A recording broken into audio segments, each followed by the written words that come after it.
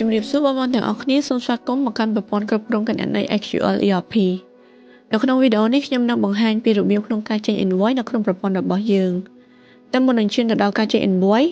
យើងត្រូវធ្វើការដាក់សារប្តូរប្រាក់ប្រចាំថ្ងៃជាមុនសិនដើម្បីឲ្យប្រព័ន្ធធ្វើការគណនាទឹកប្រាក់ជារៀលនៅលើវិច័យប័ណ្ណអញ្ចឹងនៅក្នុងការដាក់អត្រាប្តូរប្រាក់ជាដំបូងយើងត្រូវចូលទៅក្នុង module tool រួច select ពាក្យ maintain currency អញ្ចឹងត្រង់នេះបងប្អូននឹងឃើញពាក្យថា GDT exchange rate យើងធ្វើការ double click នៅលើពាក្យ GDT exchange rate នឹងមករួចចុច edit បន្ទាប់មកទៀតនៅខាងក្រោមនេះបងចុចសញ្ញាបូកដើម្បីធ្វើការបញ្ចូលនៅថ្ងៃខែហើយនិង rate ដែលជាទូទៅថ្ងៃខែនេះបើយើងធ្វើនៅថ្ងៃណាវានឹងលោតនៅថ្ងៃនឹងឲ្យហើយ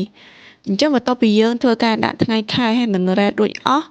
យើងធ្វើការ save តែប៉ុណ្ណឹងរួចរាល់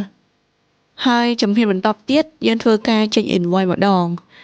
ដោយក្នុងការចេញ invoice យើងត្រូវចូលទៅក្នុង module cell បន្ទាប់មករើសពាក្យថា invoice រួចចុច new នៅត្រង់កន្លែងនេះ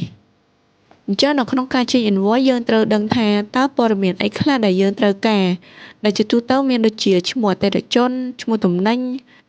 និងតម្លៃជាដើមអញ្ចឹងនៅក្នុងប្រព័ន្ធយើងក៏ត្រូវដាក់នៅព័ត៌មានទាំងអស់នឹងដូចគ្នាដែរដោយជាដំបូងយើងត្រូវរើសនៅឈ្មោះអតិថិជនក្នុងការរើសឈ្មោះអតិថិជនយើងអាច select ក៏បានឬមួយក៏ search ក៏បានដែរបន្ទាប់មករើសឈ្មោះទំនិញយើងក៏អាច search បានដូចគ្នាហើយអាច search តាមរយៈឈ្មោះជាភាសាខ្មែរជាភាសាអង់គ្លេសឬមួយក៏ search តាមលេខកូដក៏បានដែរបើសិនជាយើង search តាមណាយើងអាចចុច tab នៅ keyboard របស់យើងឲ្យអក្សរដិតនៅកន្លែងដែលយើងចង់ search ឧទាហរណ៍ខ្ញុំចង់ search តាមលេខកូដអញ្ចឹងបន្ទាប់ពីរើសលេខកូដទំនិញរួចហើយយើងអាចដាក់នៅចំនួននៅឯកតាតម្លៃនិងរើស VAT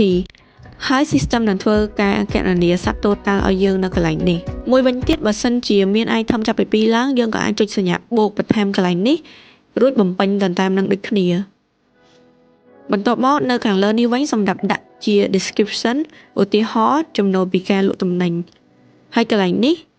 លេខ invoice ជាទូទៅ system នឹងធ្វើការ generate ឲ្យ auto ហើយយើងអាចប្លែងចោលបែបហ្នឹងហើយដាក់ថ្ងៃខែដាក់ credit term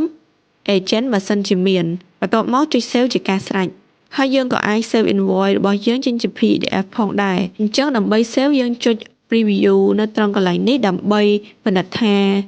តើ invoice របស់យើងត្រូវគ្រប់ជ្រុងជ្រោយឬអត់បើត្រូវហើយយើងចុច print ហើយរើសយកពាក្យថា Microsoft Print PDF ហើយចុច OK បន្ទាប់មកដាក់ឈ្មោះនិងរើសកន្លែងសម្រាប់ដាក់ឯកសាររបស់យើងឧទាហរណ៍ខ្ញុំដាក់នៅលើ desktop អញ្ចឹងនេះគឺជា invoice ដែលយើងចេញពីប្រព័ន្ធមក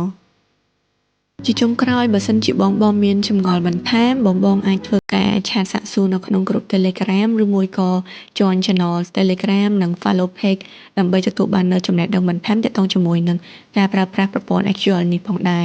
ដោយបងអាច scan QR ខាងក្រោមនេះដើម្បី join បានសូមអរគុណ